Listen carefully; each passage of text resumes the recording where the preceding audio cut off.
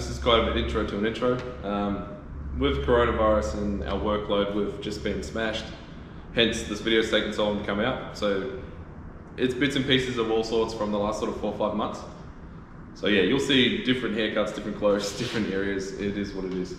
We've sort of pieced this together. It's come together right, I think, but yeah, I'm sorry. The next one I'll try and do a little bit more in depth and a little bit more in order. But for now, we got it to the track, we raced it. You'll see the rest.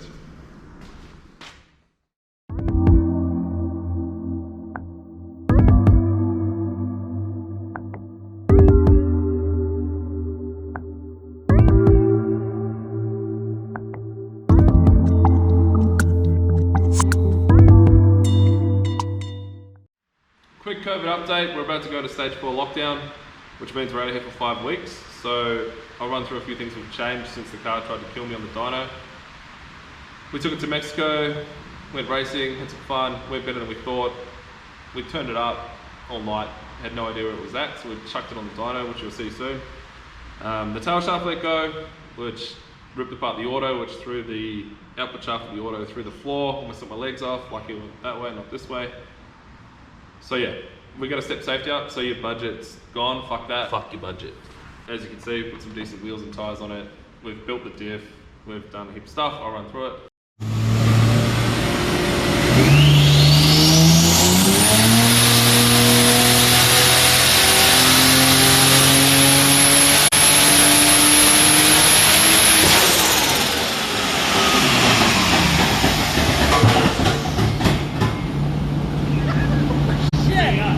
There goes your auto. Your output shaft ended up in your car. Yeah, it came through the floor there, bud. BDR life. Fucking the shaft's in the car. No.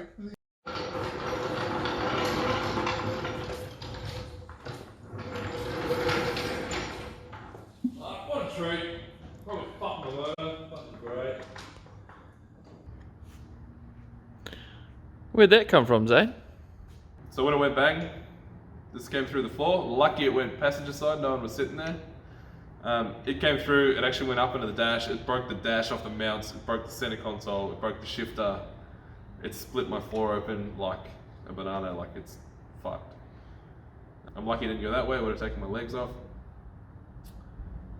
Bit scary really. So C10, I've ordered a Kevlar blanket for it. A little bit nervous, kind of put me off. I'm going to put some Kirky seats in it, some harnesses. We might add a crossbar to the cage. Yeah, like I said, when we took it out last night, it hikes. It goes better than I thought. So I think we're going to step up the safety a little bit. And yeah, that's no good. BDR life.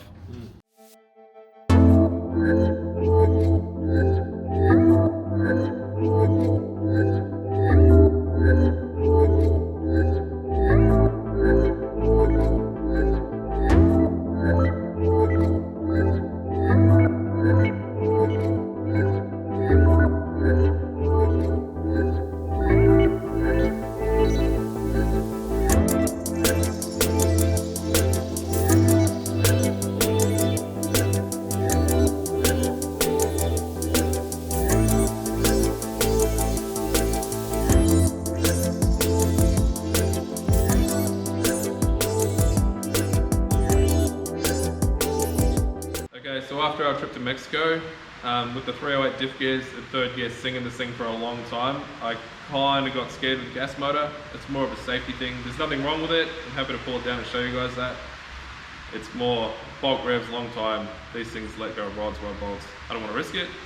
So we've gone genuine turbo pistons with new rings, ACL race bearings, and we've got a cheap set of precision rods. They're like 600 bucks for a set. Fuck your budget. So the rods used to be in my ute. I've put a new motor in the ute, so they're sitting here, we've slapped them in, put a good balancer on it. I've had everything HPC coated by race coatings. Fuck your budget. When I was putting this thing together, I realized the gas cams that were in it were pitted and fucked on the lobes, so rather than buy another set of cams, I had a set of Calford cams sitting here, we've dropped them in. Fuck your budget. Billet camshaft, so that's done. yeah, it'll make a bit more power now. It's got rods, it's still got stock pistons, we're not going to be silly with it, but I know for a fact like we've made sort of 600, 650 on stock pistons before. The auto won't handle it, no, but if I can make 550 real kilowatts, I'll be pretty happy with it, and it should be a pretty good car.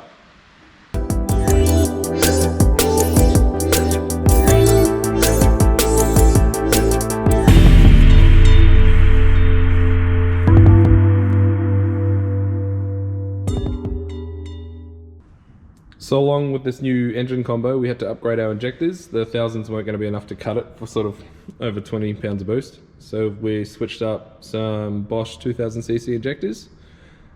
Plazzy also hooked us up with one of their billet fuel rails. We chucked on an FPR 2000 fuel reg. And yeah, that should give us enough fuel to sort of push this motor further than it should be pushed. We also upgraded the intercooler piping on this side. It was 2.5. We stepped it up to 3-inch straight away. And Plaz clamps this time. Plaz clamps both sides. Not that we had dramas with the other one. We had one that was leaking, we showed on that video. So we just put the Plaz clamps on, we know they work. Yeah, we haven't had drama. It's been really, really good. So I just want to clear up again that this still has stock pistons in it. So it's not a forged built motor. Yes, it has rods in it. It's still limited by the pistons. They do bend rods before they break pistons, yes, but we've done that so we can rev it, we can make a bit more power. We're still going to be limited by these pistons. We have opened up the ring gap a little bit as well, just to help, but just so we're all clear, it is not a forged built motor, it's not one of our bangers, it's still going to be limited. So after all that drama we had with the tail shaft and the dyno, it scared me a fair bit. Like I said, we're going to step up safety. The car's going to do more than 150 mile an hour, I'm pretty confident. It's silly fast. So we've put a parachute on it, we've built the diff properly, it's got billet axles, full spool center, not a welded dodgy center like it had, we didn't know what was in it. 308 gears, it's all new, it's all done. GJ done an alloy one-piece tail shaft. We've put the C10 in it out of my EF Falcon, which is built, it's got a converter. We've had to change the converter, it was a bit loose for this setup. We've also got a Kevlar blanket to go around the box. Not that it was the gearbox's fault, I know the tail shaft let go, but not gonna run that risk. Even though I've already got 2 kids, I don't want to lose these nuts. These nuts? Got him! Alright, so on the inside of the car, we've cleaned it up a lot. We had a raw cage, no paint. We've painted that up. I've taken all the sound deadening out, put new carpet in. We've put Kirkies in it, we've got harnesses in it. We've added a second bar in the hoop to solid mount the seats. Pro ratchet shifter out of the EF as well, because we've put all that across into this car. Got a quick release and a Momo wheel because it is a bit tricky to get in and out of with the cage and the seats. The other thing that happened when the tail shaft let go and the shaft came through the floor is I got coated in hot trans oil. It went all over the car. There's still residue in here. That could have caught fire real easy with the tail shaft slapping around, making sparks and everything. So we're going to fit a fire suppression system in this thing as well. It's a race car, yes it's registered, but it's going to see more track time. With this car I plan on staying with the stock ECU. The current EA dash is fucking slow, it can't keep up. The tacho sort of stays there, the speedo jumps around. So we're going to this PowerTune digital dash. Now this is through the CAN, so we can see air intake temp, coolant temp, everything the ECU sees we can see on here.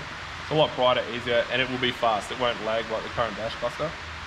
And it looks really good. So that's going in there. We've got a surround coming for it. It's another cool little thing that we're doing. So these are dancing shoes. I've just switched them into this car. So street duties. So 15 by 10 with a 275/60/15 Mickey Thompson R. Fuck your budget. Street R, should I say.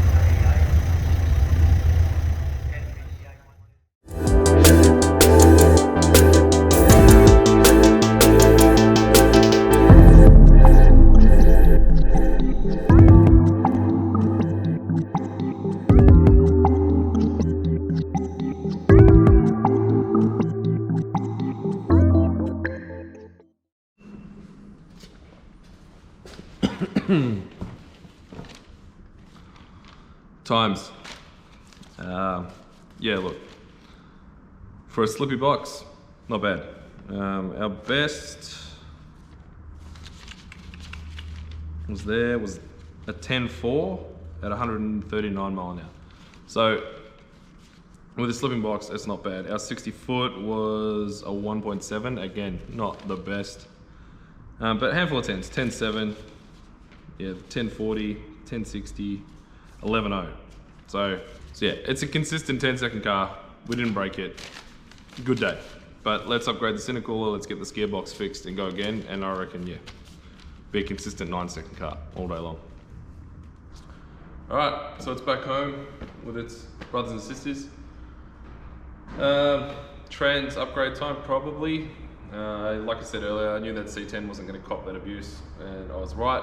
Now maybe we could shim the converter up or something like that and get it to bite, but yeah, when I hit third gear, you could feel the car just stop. You can actually watch a speedo slow down, speed back up, as well as in the burnout a few times down the skid. Like if I pulled sort of top in the skid, it would stop spinning the wheels and just rev the motor. So yeah, we definitely had some dramas there. Trans temps were okay. It was full of oil, everything was there. It's just a lot of torque to put through a little C10 with a big tyre on. Yeah, so it did well. We had no problems, we had no leaks, no breakages, apart from our slippy box. It's a win really. We could have driven it there, driven it home. Yeah, so I think time for a trans upgrade. Paul Rogers is going to build us a Turbo 400. We'll put a converter in, probably like a 3500. And I reckon with a trans brake and PCMTec, I'll get a bit of a two-step happening to help bring it up. And yeah, it should be a quick car. It does leave straight, it leaves really well. Heathkit wasn't the best that day and it was really hot. The other problem we had was our intercooler was junk. We did get it coated. It was supposed to help, but it didn't help much. Now on the street at night, we've had no problems with this thing. And on the dyno, like we had no dramas with a big fan. But at Heathkit with, you know, super hot day and running it all the way to sort of 230 k's an hour, it wasn't hacking it. Like our inlet temps, if you watch the little screen, it was flashing red the whole time. It was getting up to like 80 degrees at the end of the track. It's just too much. So Plazzy's gonna jump on board, help us build a custom cooler for the EA. And yeah, get that cooler in, get the Turbo 400 in, and I reckon we can go around some sort of mid to low 9s in this car comfortably with no problems. So we'll do that, and yeah, we'll see you next time.